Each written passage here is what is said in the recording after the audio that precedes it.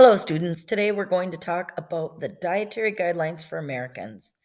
And the dietary guidelines are um, created every 5 years. So that's why we have the 2020 to 2025 time frame on this particular edition of the dietary guidelines.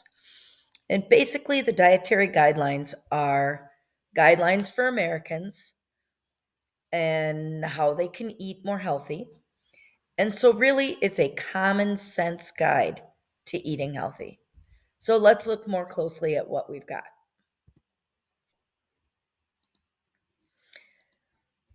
So, first of all, why do they exist? Why are there dietary guidelines for Americans? Well, we continue to have chronic disease rates increasing. And chronic diseases are diseases that last over a long period of time. And they're usually diseases that are behavior related. So these chronic diseases that are related to poor diet and physical inactivity have increased. So we're not doing a very good job taking care of ourselves. Healthy eating patterns and regular physical activity can help people achieve and maintain good health and reduce the risks of those chronic diseases through all the different stages of life. So it's not just teenagers or toddlers, it's everybody from an infant um, to even people older than me. And there is a federal law called the 1990 National Nutrition Monitoring and Related Research Act. And the dietary guidelines are required. They are science based. Tell me more about that in a minute. So here's the statute that requires that these guidelines be based on the preponderance of current scientific and medical knowledge. Okay. So the most, I don't want to say common, the most powerful scientific and medical knowledge. Okay. The preponderance of current and scientific medical knowledge. So here is this is my little light. Here is a wonderful visual that gives you some statistics about the dietary guidelines. Eat healthy to be healthy. This whole thing is full of slogans. The first part here talks a little bit about the fact that Americans aren't following the dietary guidelines, and so they are becoming more unhealthy. So they give you some data here about the health of Americans. The second banner here says the science behind the dietary guidelines represents Americans. Okay? So you can take a look at that. The final thing basically says if Americans would follow the dietary guidelines, it will improve their health. They'll have a lower risk of heart disease. It'll lower the risk of type 2 diabetes, lower the risk of cancer, lower the risk of obesity, and lower the risk of hip fractures, which may not seem like a deal when you're 15 or 16, but older adults, if they're not getting the calcium they should and some other nutrients, are at high risk for fractures of the hip. It can be very serious. So, how are they used? What is the point of having these? How do we use them? In a variety of ways. They are designed for professionals to help everybody. So you may see them in a doctor's office. I know that when they write health textbooks, they consider the dietary guidelines in their work in talking about nutrition.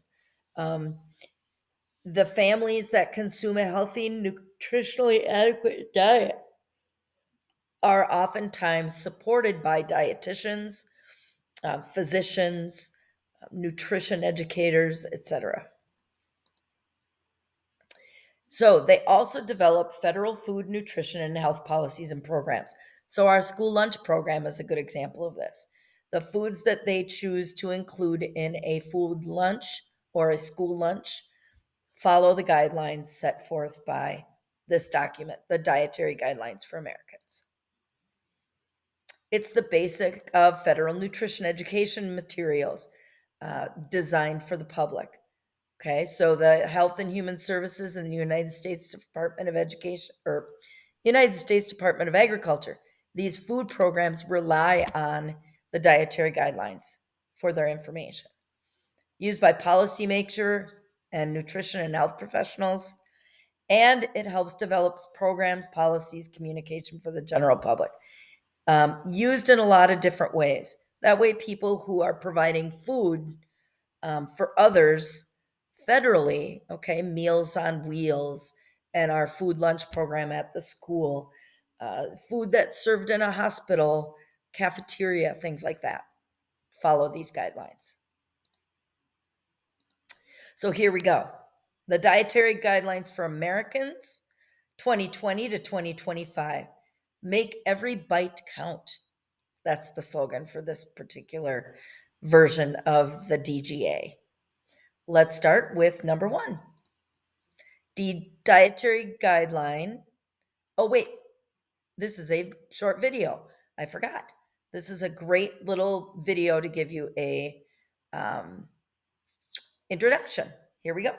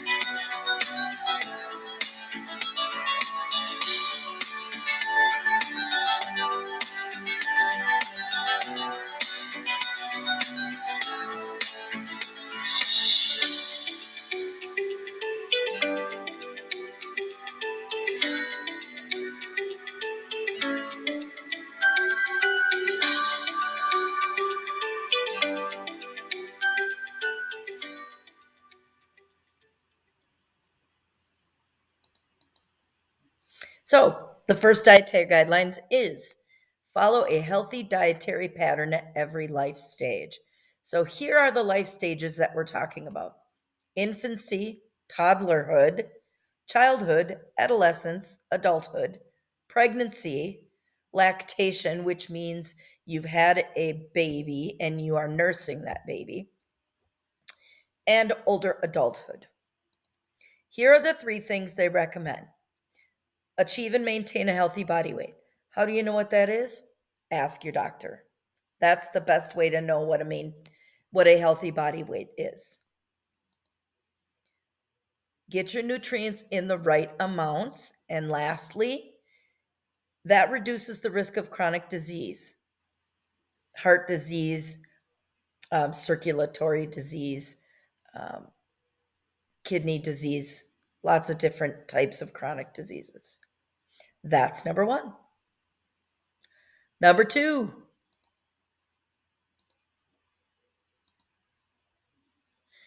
customize and enjoy nutrient dense foods and beverage choices, nutrient dense food and beverage choices to reflect personal preferences, cultural traditions, and budgetary considerations. So don't just do what somebody else tells you. You can personalize this. Okay. It provides a framework, but that framework is designed to be customized based on your individual needs and your preferences.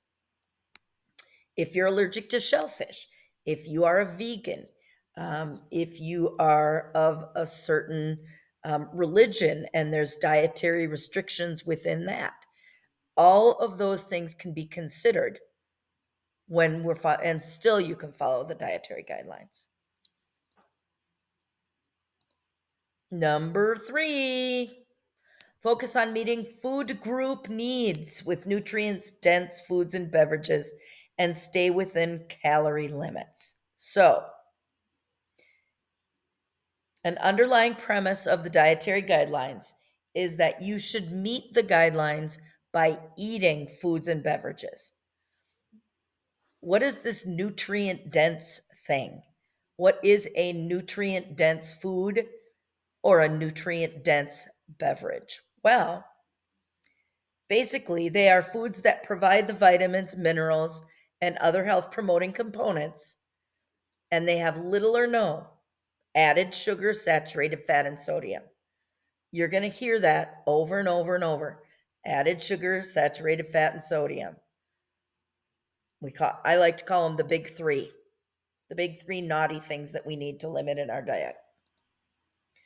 Number four. Oh, never mind. We're going back to the food groups now. Vegetables, fruits. Remember the My Plate guidelines. This is where the My Plate and the dietary guidelines come together. Okay?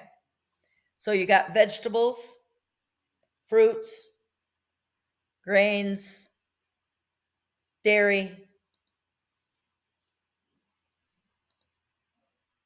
protein foods, and an addition that is not on the My Plate is oils, including those low density um, lipoprotein oils. So we want those LDLs, the unsaturated fats.